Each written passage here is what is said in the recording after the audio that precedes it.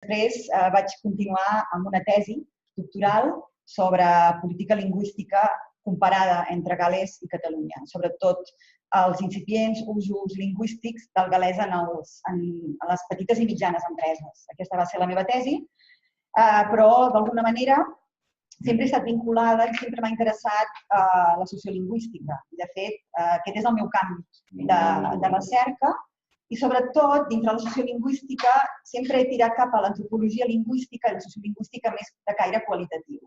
I, per tant, tota la meva producció i tot el meu treball, actualment també estem encara fent treball de camp, ha estat en aquesta disciplina, en mètodes etnogràfics i mètodes qualitatius.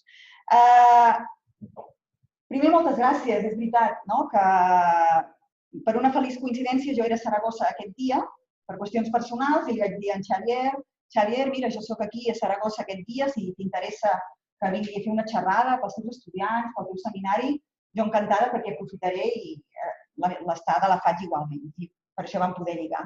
I per tant, gràcies per acollir-me també, perquè per mi també és un plaer sempre poder presentar i tenir l'ocasió de contrastar idees sobre gent que li interessa aquest camp.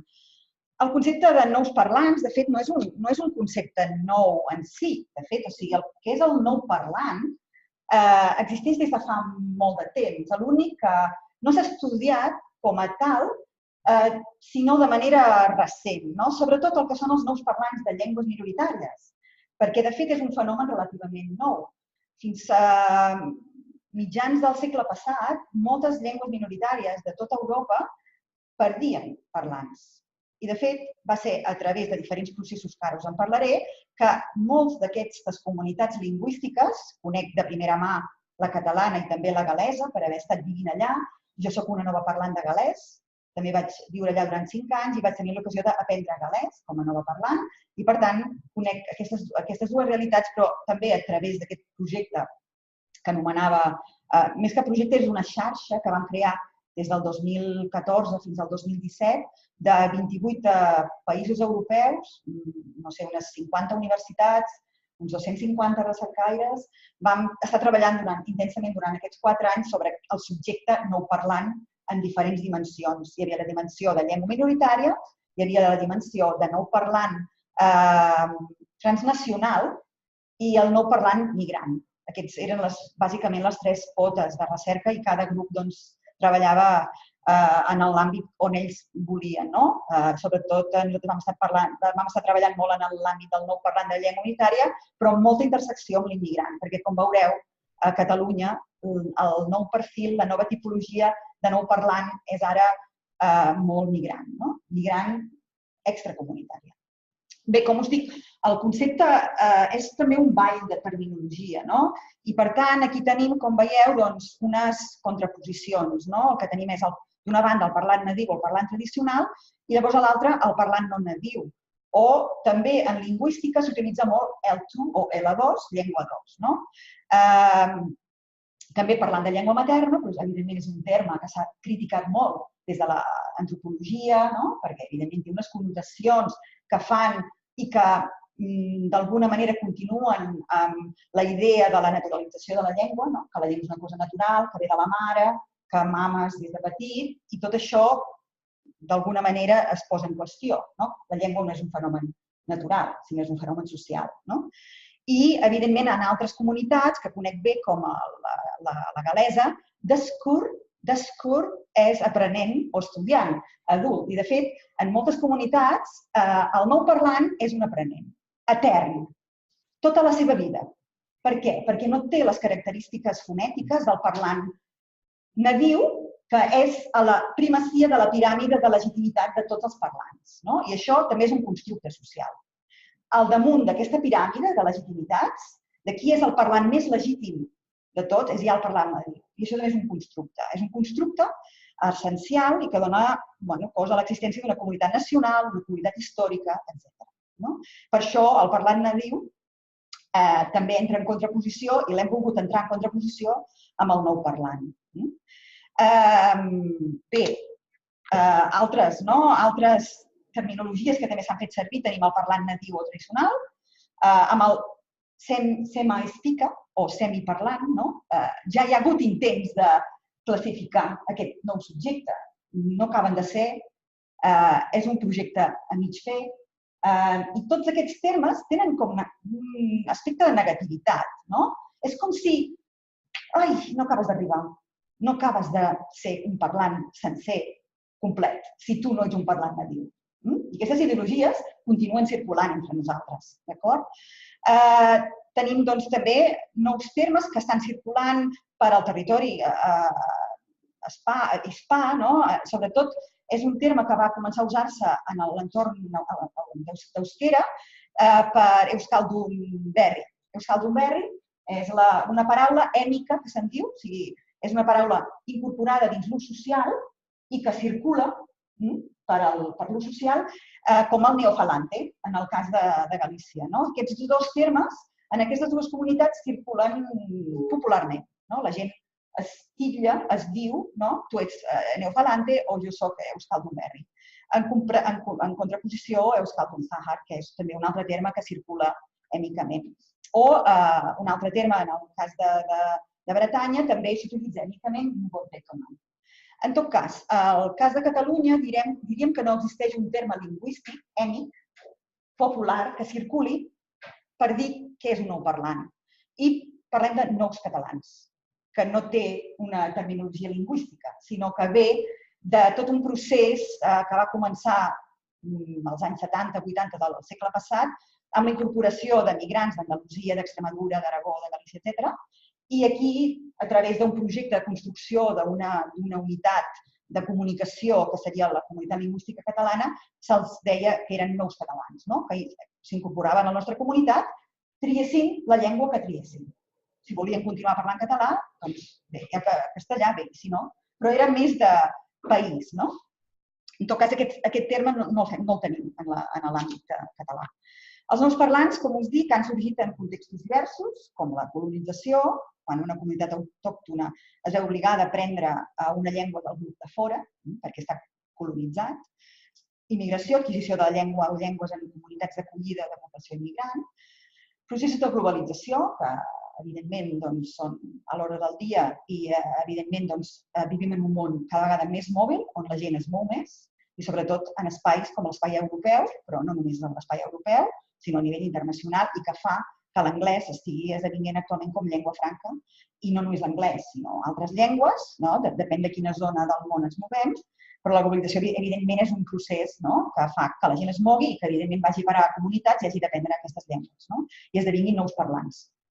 I processos de normalització, com és el cas de les nostres llengües, l'aragonès, l'euskera, el gallec, el català, en què a través d'una recuperació de polítiques de revitalització, d'una banda, el que s'intenta és que es mantingui o que s'estableixi una bona transmissió interlingüística per als nadius, però a la vegada atraure nous parlants adults perquè s'incorporin en aquesta comunitat. És un projecte dual.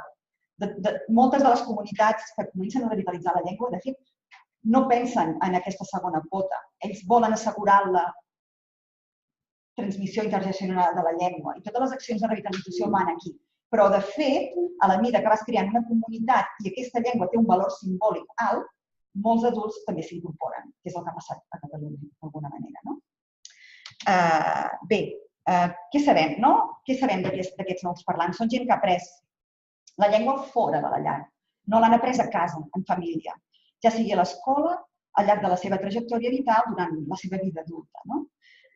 Sobretot també en centres d'adults, en centres d'aprenentatge per adults. En el cas de Catalunya, d'Euskadi, de Galícia i de moltes altres llengües minoritàries d'Europa. És una persona que pot esdevenir o esdevé usuari habitual. No té per què incorporar-se com a usuari permanent o només exclusiu d'aquesta llengua, sinó que aquest nou parlant també fa usos molt híbrids. Hi ha moltes tipologies. És que els incorporen de manera puntual per utilitzar-la amb certa gent, en certs espais, a la gent que deixa de parlar la llengua inicial, sigui la castellana, i només parla la catalana, la gallega, la basca, l'aragonès, no ho sé. En tot cas, després en parlem. Moltes vegades els parlants, com a parlants no nadius d'una llengua, tenen poca visibilitat, no els escoltem a la ràdio, no els escoltem en altaveus públics, no els escoltem en gravacions al tren, no escoltem els seus accents, només sentim accents nadius i tenen poca visibilitat en els nostres paisatges auditius, lingüístics. I les seves pràctiques es perceben com a poc autèntiques i fins i tot il·legítimes, perquè no fan un ús exclusiu, perquè tenen elements fonètics que no són propis i perquè fan canvis de codi també. Són molt més propensos a fer canvis de codi. Tot i que això també hem vist que és un estigma, que és una ideologia que ve de la ideologia del monolingüisme que estigmatitza canvis de codi en parlants multilingües, perquè la norma ve del monolingüisme. I el fet que una altra persona canviï de codi s'ha estigmatitzat, però perquè són els multilingües que fan aquesta pràctica. En tot cas, en certs casos això poden aixecar suspicàcies entre els nadius per qüestions de purisme lingüístic, accents, correcció lingüística, indexicalitat. Indexicalitat en el sentit en què estem parlant de racialització, també. En certs àmbits tenim nous parlants que són a Catalunya, de Senegal, de la Xina, de l'Àfrica subsahariana, de tot el món, i ells tenen una fisonomia racialitzada i, per tant, intenten aprendre aquesta llengua, l'aprenen, però no són considerats com a parlants legítims no només per l'accent, sinó per la seva fisonomia, també, per com vesteixen, per com es mouen, etc. És una persona adulta que és això, pren una decisió conscient moltes vegades. Hi ha aquesta mena de... En moltes de les nostres entrevistes sortia com un moment d'epifania, de descobrir, de decidir, i molta gent dels nostres entrevistats sabia exactament el minut gairebé en què es va posar a parlar català. Ho tenia com gravat, són moments que marquen, i la gent se'n recorda, perquè tenen lloc en la seva trajectòria vital en algun moment concret d'aquesta trajectòria. I aquest canvi nosaltres hem definit com a muda lingüística. Una muda, en català mudar, vol dir posar-te una roba nova. Sobretot una roba d'arreglar-te per anar, normalment anàvem a l'església o anàvem a un casament. Et mudes i tu prens una nova identitat a través d'aquesta nova llengua. Canvies la teva subjectivitat i et presentes d'una manera diferent a l'interlocutor. Tenim un cas molt divertit en la nostra primera pota del Neofont, en què vam basar la nostra recerca en entrevistes. Era un argentí de Girona, i que, de fet, a Girona li deien l'argentino, però ell, de fet, va arribar d'adolescent i va parlar català bastant aviat perquè a Girona hi havia moltes més possibilitats en aquell entorn d'adquirir aquesta llengua i d'adquirir-lo amb accent gironí. Però en el seu àmbit la gent li parlava castellà, li deia l'argentino. Quan va decidir anar a estudiar a la Universitat de Barcelona, va amagar el seu origen. Ell va dir que era l'Ernest de Girona. I ningú li va qüestionar i va parlar català al seu entorn universitari. Per tant, com dic, hi ha moments en què la gent decideix de fer una muda, de dir jo em vull presentar al món d'aquesta manera. Les mudes, nosaltres ha sigut una eina metodològica, una eina teòrica també, que ens ha ajudat a entendre com es produeix aquest procés. Perquè no només és dir molt bé, sí, és un nou parlant, però com s'ha convertit i per què s'ha convertit aquesta persona en un nou parlant. Nosaltres sabem que les llengües s'aprenen en diferents moments de la trajectòria vital. És una cosa que és mòbil, no és una cosa que és estanca. La llengua s'aprèn i es desaprèn, també depèn d'on visquis o on vagis, i que es poden deixar d'usar-se per motius i circumstàncies diverses. Són moments de canvi d'ús de les llengües que comporten això, aquesta transformació. Tu tens un repertori lingüístic, ets multilingüe, ets bilingüe, i en algun moment tu has d'activar aquest repertori que tu tens. I en aquest moment és quan tu et presentes com a nou parlant o parlant d'aquesta llengua. Com us diem, com sabem, les llengües són clau per com ens presentem, perquè la gent ens jutja per com parlem, també. O sigui, les ideologies lingüístiques circulen i existeixen, i hi ha ideologies lingüístiques hegemòniques i n'hi ha de minoritàries. En el nostre camp existeixen dues grans ideologies, això ho ha teoritzat Katherine Bullard, és una autora que nosaltres hem seguit molt i que ens ha inspirat molt a l'hora de fer les nostres recerques, perquè ella va fer un estudi longitudinal sobre els parlants joves nous a Catalunya. Va fer recerca als anys 70, als anys 80 i als anys 90 i va va fer recerca sobre la mateixa cohort de joves, com anaven transitant per la seva vida adulta, de la jove a l'adulta. I va veure que la majoria de joves que tenien un posicionament frontal en contra del català quan eren joves acaben al cap de 30 anys adoptant aquesta llengua. Són pares, són adults, són treballadors, etc. Doncs ella va analitzar tot aquest procés. I nosaltres ens ha inspirat, per tenir aquesta mira temporal sobre les llengües, i no només un moment seccional. Tenim moltes dades de caràcter sociolingüístic que són la llengua i els joves. En un moment donat de la història, és una foto finis d'aquell moment. I moltes vegades, en molts dels nostres estudis, en moltes de les llengües minoritàries d'Espanya, veiem que els joves no parlen la llengua minoritària. I la gent es fa, què serà del nostre futur? Per què els joves no parlen aquesta llengua? Perquè l'adolescència és una casa de barrets, és una bogeria de canvis d'identitat i de reafirmaments de les identitats dels joves. I en aquest moment hi ha moltes coses en joc que fa que potser molts joves no la facin servir. Però la tenen, la saben. I en algun moment de la seva vida, depèn de qui transitin, a quins espais es moguin, on vagin, quina feina fàcil la podran activar. I s'activa. Veiem que s'activa. D'acord? Però, clar, per parlar una llengua, per adoptar-la, cal accés a gent que la parli, molta gent que la parli i que et parli a tu de tornada en aquesta llengua i espais. Sabem que hi ha espais d'alta densitat lingüística d'una llengua unitària i espais de baixa densitat lingüística. Però no només això. Nosaltres veiem que a través del nostre estudi, que és l'últim, ja us explicaré una mica de què va, veiem que no només és una qüestió d'àrees geogràfiques, sinó d'espais de relació social, de xarxes socials. Si tens la sort o hi ha alguna política lingüística que fa que aquests nous parlants o els potencials nous parlants puguin entrar en una veta, com entrar en una mina. Tu entres en una mina i de cop i volta veus una veta de metall, d'or, i tu piques la veta i segueixes la veta. Doncs entrar en un entorn de llengua unitària suposa a vegades entrar en una veta, entrar en una línia en què tu dius aquí hi ha una bossa de parlants de català amb els quals jo puc treballar aquesta llengua, utilitzar-la, millorar-la, etc. Per tant, necessites accés a gent i espais i cal aprendre-la. I els processos d'aprenentatge de les llengües són lents. Són lents. Hi ha gent que està més dotada que altres, però en general poden ser lents. I no només és l'aprenentatge lingüístic, és tota una culturació.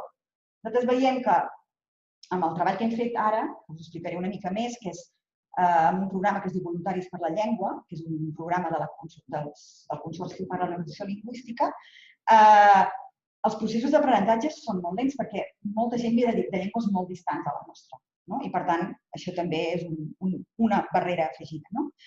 I, com deia abans, hem identificat aquests moments, les coses no canvien perquè sí. Adoptar una nova llengua no l'adoptes perquè sí, sinó que hi ha d'haver una raó a darrere. De vegades hi ha una raó ideològica forta, perquè és com un moment d'epifania. Molts dels neoparlants, neofalantes que treballa Fernando Ramallo venen d'aquest com una mena de despertar. El despertar a la verdad, diu del Fernando, se n'adonen que hi ha tot un món que ells desconeixien, han deixat de parlar gallec potser per estigma i el recuperen quan són a la universitat, quan són adults o van al món de treball i fan una muda conscient. I, per tant, nosaltres havíem identificat en el primer estudi ja els moments de canvi vital importants poden comportar canvis lingüístics. I en aquest cas és, sobretot, l'escola. L'escola pot funcionar perquè tu vens d'una família castellanoparlant o de senegalesos o de marroquins i la teva llengua inicial no és el català. I el que entres a l'escola, evidentment, l'escola a Catalunya és d'ús, el català és la llengua d'instrucció, tot i que llavors s'utilitzen altres llengües com el castellà, l'anglès i en algunes el francès també com altres llengües, però la llengua d'instrucció és la catalana. A l'institut, sobretot, a l'escola no es produeixen gaires mudes, perquè la gent encara és molt fixa, viuen al seu barri, amb la seva família i potser només utilitzen la llengua a l'escola. Però vam veure que a l'institut molta gent havia de deixar el seu barri o el seu poble, agafar l'autobús i anar a un altre poble, a una altra ciutat. I es barregen amb altra gent. I depèn d'on vagis a parar, pots anar barrejat en un lloc on es parla més català. I aquí vam veure que molts joves que venien d'entorns castellanoparlants, a la que van a l'institut i coneixen nous companys, noves companyes, que són més catalanoparlants, acaben fent aquesta muda a l'institut. Però en els moments que nosaltres hem detectat que són més productius de mudes lingüístiques en l'àmbit català ha estat a la universitat. En els centres d'adults, pel que fa als adults que s'incorporen a Catalunya ja d'edat adulta, que són els primers punts de contacte amb la llengua, i sobretot a la feina. Llavors, amb la parella, amb els fills, amb els nets també tenim exemples. I també, evidentment, com us deia, les mudes es poden produir perquè circules per espais altres, com espais d'oci, espais d'esport, d'associacionisme, etc. I, per tant, de fet, el nostre últim projecte és sobre espais de muda i us explicaré una mica com estan les coses. Els espais de muda. Els espais de muda són llocs que permeten l'aprenentatge de la llengua en la vida diària. Com us deia, les persones busquen gent, espais, activitats per parlar aquesta llengua i també existeix una inversió emocional diferent, depèn de quin espai s'ha fet la muda. A la feina, fer una muda a la feina és molt més activar la feina de vegades, perquè tu has de ser capaç de produir, de ser productor, de treballador en un entorn que potser tu no domines 100% aquesta llengua. I, per tant, les pressions per fer aquesta muda a la feina també són diferents que fer-la en el lleure o en la família o en amics. I aquí nosaltres vam identificar, en aquest segon projecte, vam intentar veure a partir de les dades que havíem col·leccionat, que havíem adquirit del primer Neofont, en què es basava sobretot en entrevistes, vam identificar certes coses que s'anaven repetint. I certes coses que s'anaven repetint era sí, doncs resulta que vaig entrar al bàsquet i allà al bàsquet hi havia un grup de noies que totes parlaven català. I esclar, jo parlava tot el dia castellà, però amb les noies de bàsquet jo parlava català amb elles. I van dir, molt bé, doncs aquí oci, esport. Evidentment vam intentar, no podíem fer tota una anàlisi d'espais, però vam intentar trobar dos espais que poguéssim nosaltres treballar-hi de manera etnogràfica, o sigui que hem estat fent d'observadors participants durant 2 anys al camp, de 2 espais. No sé si els he posat aquí. Sí. Un és el Voluntaris per la Llengua, que és aquest programa de parelles lingüístiques, que és, bàsicament, és el Consorci per a la Normalització Lingüística, que és una de les potes locals, som una agència de planificació lingüística de la Generalitat, però a nivell local, a nivell de ciutat i de poble, que bàsicament agafa voluntaris parlants de català actiu, siguin neoparlants, perquè tenim exemples de neoparlants que esdevenen després professors d'altres estudiants, i nous parlants que estan a nivell B1, B1 o B2, que poden tenir una conversa mínima. I nosaltres hem estat fent treball de camp, en Joan Pujolar i jo, en els voluntaris per la llengua durant 2 anys a Girona, i també l'altre col·lega que està amb nosaltres, l'Alba Colombo, que ella és sociòloga, ha fet un estudi molt interessant també, una observació participant, en els Diables. Diables de Barcelona és de cultura popular. És una tradició, no sé si els heu vist mai, són una gent que es vesteix de diables, de dimonis, i va per les places, hi ha una temporada de diables amb foc, petards, és una bogeria total. Els correfocs, exacte, els correfocs.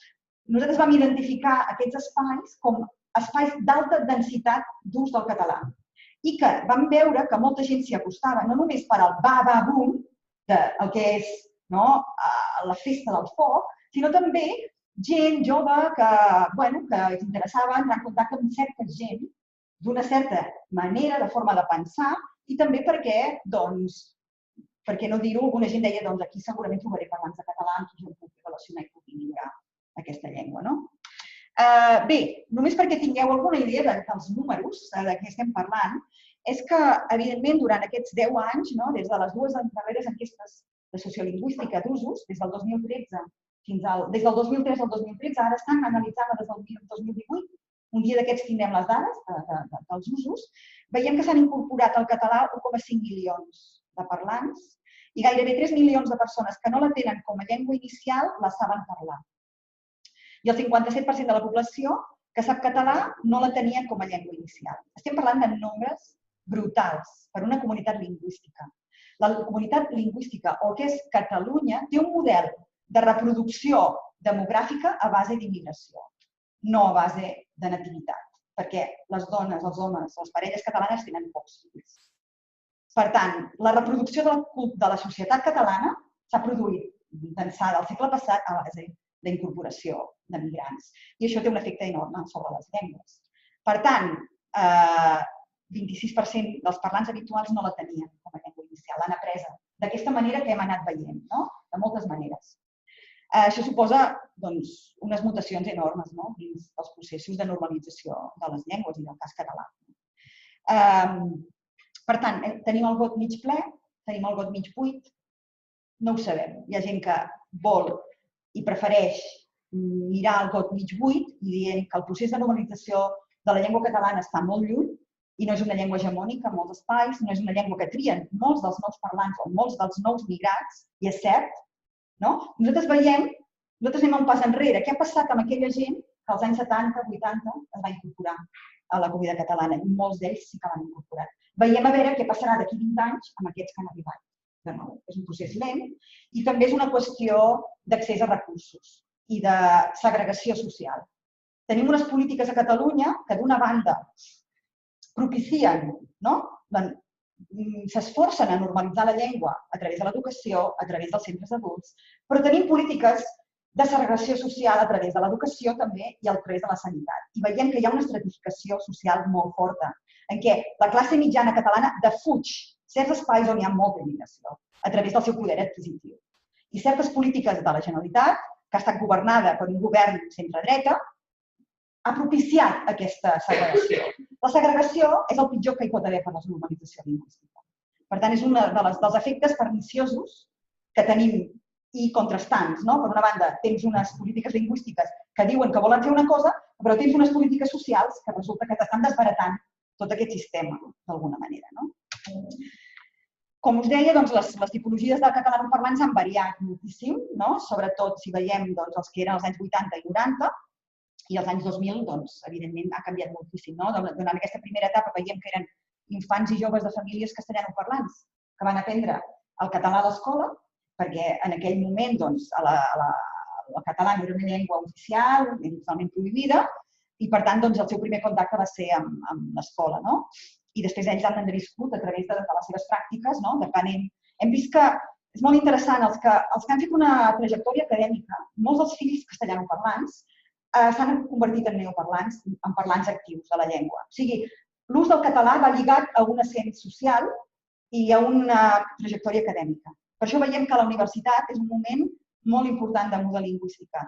Hi ha molts usuaris de la universitat, que evidentment venen de famílies burgeses o de classe mitjana catalana, ja es barregen amb gent que té una trajectòria de famílies més obreres, i en aquest moment aquí, de fet, apareixen a la universitat gent que té aspiracions de convertir-se en professionals, etc., amb capacitats, i adopten el català en aquest moment.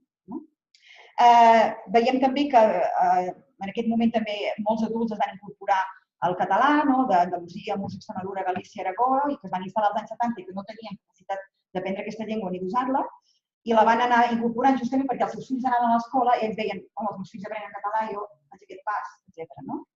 I també de joves professionals provenents de moltes regions d'Espanya que escullen Catalunya i sobretot Barcelona per desenvolupar la seva tasca professional a resultes de la gran quantitat o diversitat de feines que poden trobar a la gran urb que és Barcelona. I a partir dels anys 2000, de fet, hi ha un pic enorme de migració provinent sobretot de l'Àfrica, Marroc i del Senegal i de l'Àfrica Negra, que a partir del 2000 hi ha molta migració d'aquest tipus i veiem que Marroc, Romania, Xina, Itàlia i Pakistan són els 5 països de procedència. El que passa és que no tenim dades concretes, moltes dades, i és una de les coses que també intentarem estudiar més endavant, quins d'aquests s'estan incorporant primer al català. Això també encara queden moltes llacunes i moltes coses per saber sobre aquesta nova població. Bé, vaig acabant, perquè ja veig que... A veure, la incorporació de nous parlants és vital per a la sostenibilitat de la llengua catalana i per a les comunitats minoritzades d'Espanya i d'Europa, ja que la transmissió lingüística dels nadius no és suficient. O sigui, com que els nadius són tan pocs, i això genera conflicte també entre les tipologies de parlants. Ramallo i O'Rourke tenen estudis molt interessants sobre què passa amb els conflictes d'apropiació i de legitimitat entre els parlants vells, els tradicionals, i els nous parlants.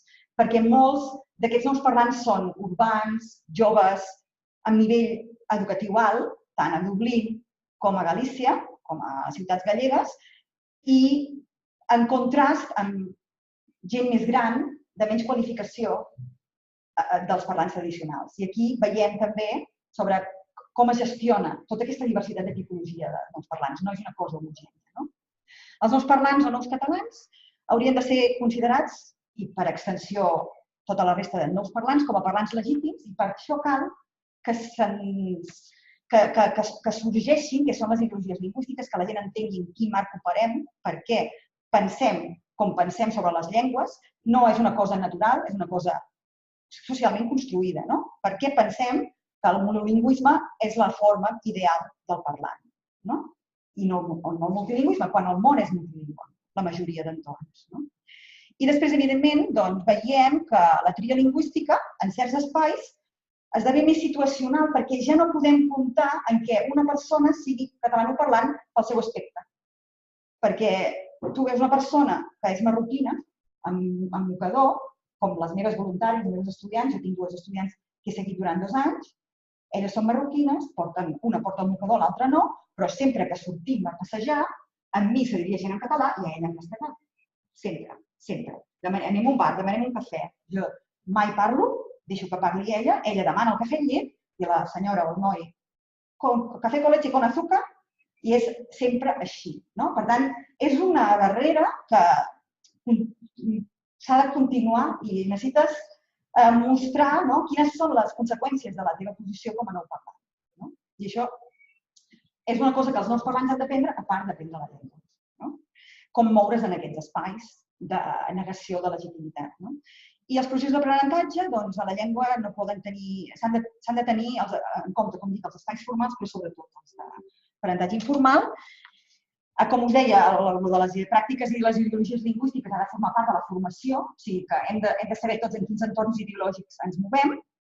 Hi ha d'haver contacte i interacció entre la població nouvinguda i autòctona, la segregació d'espais és un perill, com he mencionat, i que tenim el cas de Catalunya, que tenim molts casos d'aquest tipus, i després hi ha d'haver espais segurs, oasis lingüístics, que nosaltres creiem que el voluntariat per la llengua és com un oasi lingüístic, perquè en aquest entorn no són jutjats si parlen malament, si tenen un accent, si porten mocador, o van més lents o van més ràpids. Tenen un espai per poder explicar més lentament, a partir de la llengua que aprenen, què volen. I no només això és un espai de culturació de la cultura catalana, perquè hi ha moltes coses que no saben, no entenen com funciona l'escola, com funciona la sanitat, etc. I en aquests espais els nodreixes de recursos simbòlics, que llavors poden esdevenir materials. I vet aquí, gràcies per la vostra escolta. Si teniu preguntes, estaré encantada de preguntar.